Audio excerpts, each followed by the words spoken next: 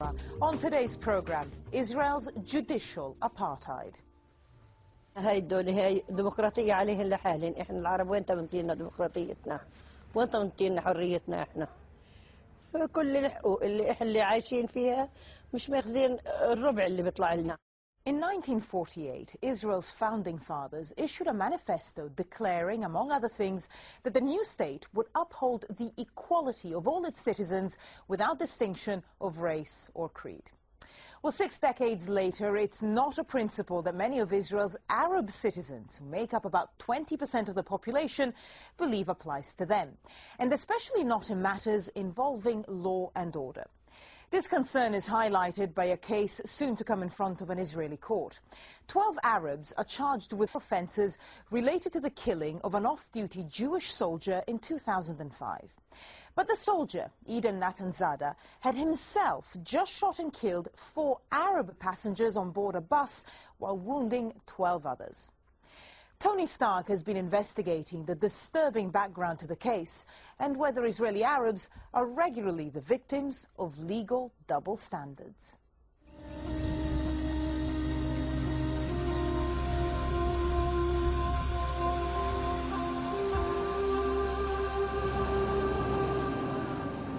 On August the 4th, 2005, a Jewish soldier in the Israeli army boarded a bus on its way to the northern Arab town of Shafaعmrو.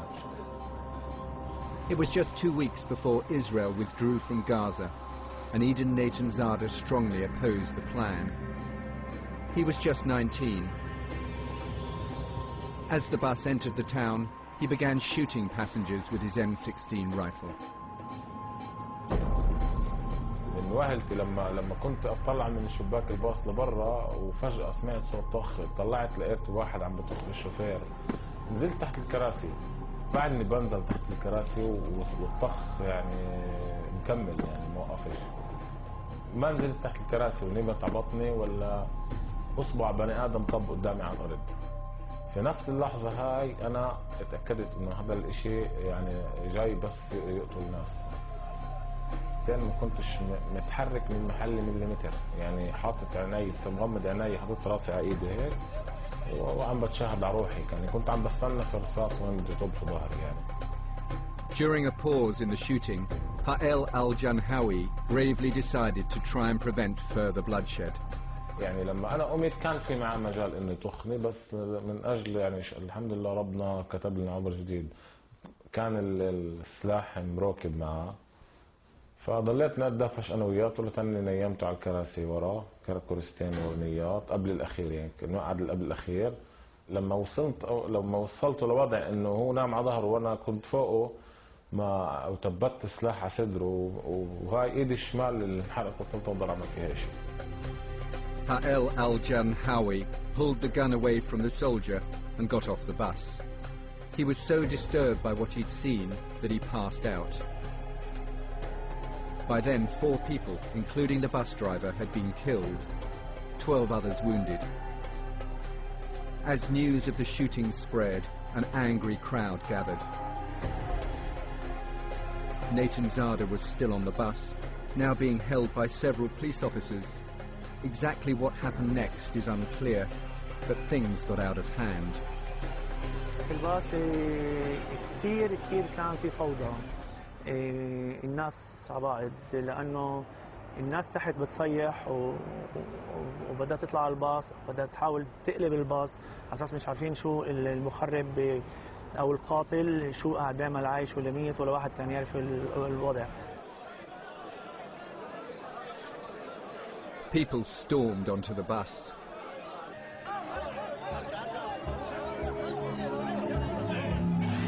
Natan Zada was attacked. He was killed. ما اظنش كانت ردة فعل طبيعية، لانه طالع الانسان جاي يقتلك في بيتك وانت انسان وسالم بدك تدافع عن بيتك عن اولادك واهلك، ف كان في شيء غضب ساخط جدا، يعني غضب غير واسع. 7 local men are now being tried for his attempted murder. A further 5 for lesser offences. The decision to charge anyone caught up in the events of that terrible day has hit a very raw nerve among Arab Israelis. In the middle of the town, there's now a memorial to the 4 who were murdered by Natan Zada. Sadness at the waste of life is now mingled with anger at the prosecutions. وصل انه في بني ادم قوس على ناس، يعني فيش له اسم، فيش هويه، فيش شيء، في واحد تعدى على بلدك، تعدى على ناسك. هو قرار عنصري من الدرجه الاولى. يعني واضح انه القضاء الاسرائيلي او الامن الاسرائيلي او الشرطه الاسرائيليه يعني بتكيل بمكيالين لما بتكون القضيه تتعلق بين عربي ليهودي او يهودي عربي يعني.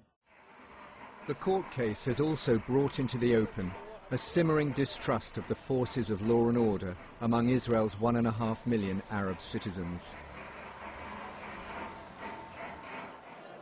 Noisy protests have been held outside the court in Haifa, where the trial is taking place.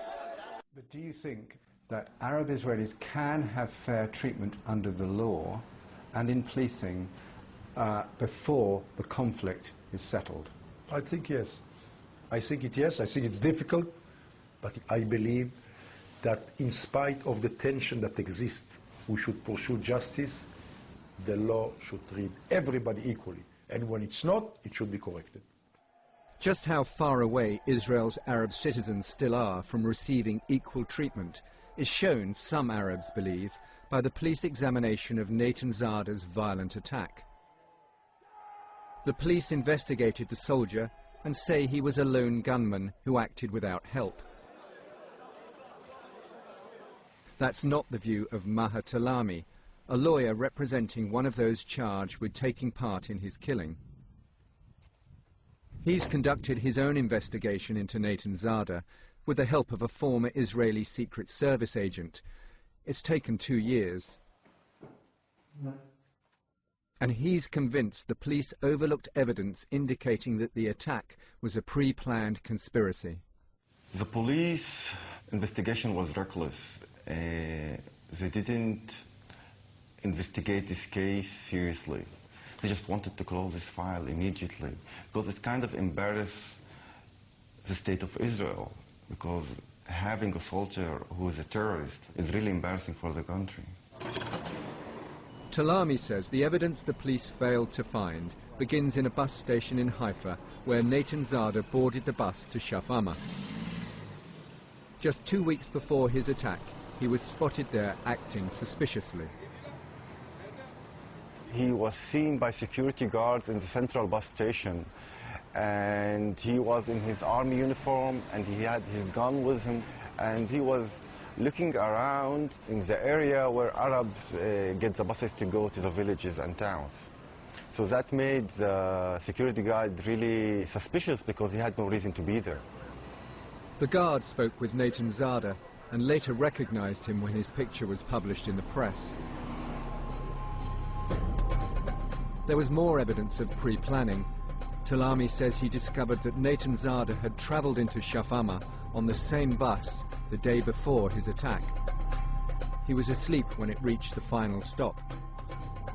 The bus driver, we asked him, "What are you doing here?" And he said, "Oh, I fell asleep." So we gave him some water.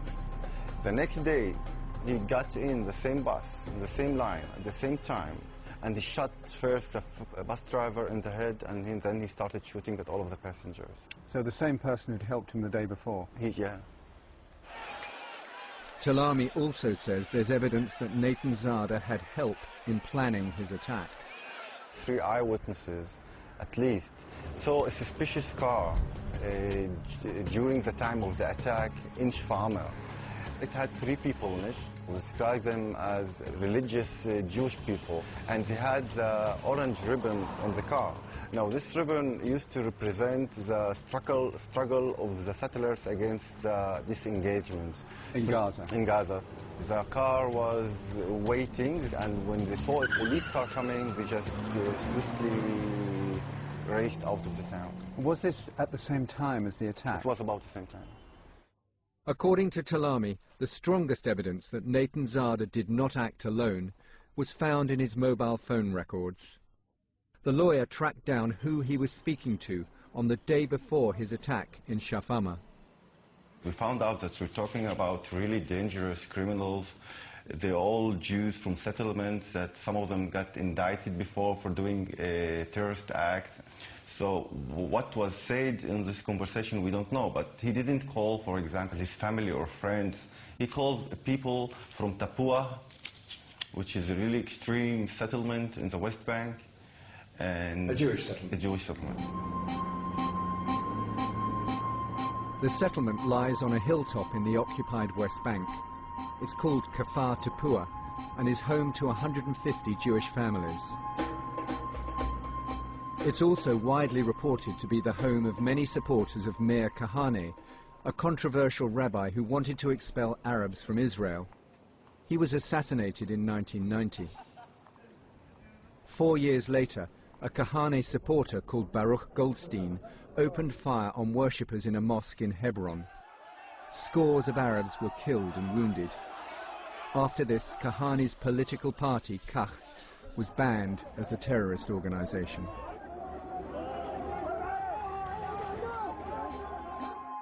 Natan Zada, pictured here carrying a book by Rabbi Kahane, was a member of the illegal Kach party. He also lived as a guest in Kfar Tapua for several months before the attack. Moshe Meyersdorf is one of the leaders of the settlement. A lawyer says he's found strong circumstantial connections between Natan Zada and people with terrorist convictions living in this settlement. What's your response to that claim? זאת אומרת, אני לא חושב שיש פה פעילי טרור, או הגדרות של טרור הן מאוד תלוי מאיפה אתה מסתכל. אני אומר, בגדול, אני לא מכיר פה פעילויות טרור או דברים כאלה, הילדים שלי לומדים בגן. אני חושב שאם הוא מצא משהו שהוא חושב שהוא מחייב חקירה, או מחייב העמדה לדין, אדרבה, שיגיש למשטרה. זה מה שעושה אדם נורמלי, לא, אדם נורמלי לא עושה חקירה והולך ל-BBC. אדם נורמלי עושה חקירה והולך למשטרה, וטוען את הטענות שלו, והמשטרה מחליטה אם זה באמת אמיתי או לא אמיתי. Maha Talami is calling for the police to reopen their investigation into Natan Zada. The police told us they can't make any comment on the lawyer's claims until the end of the court case against the 12 charged in connection with the soldier's death.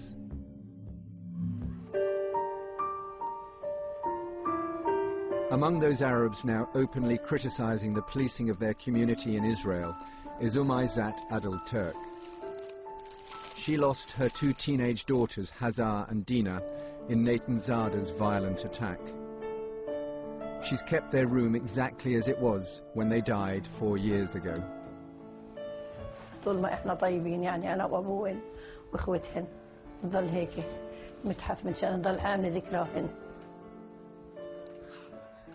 The pain of Adel Turk's loss is made so much worse by her feeling that justice is not being done in Israel.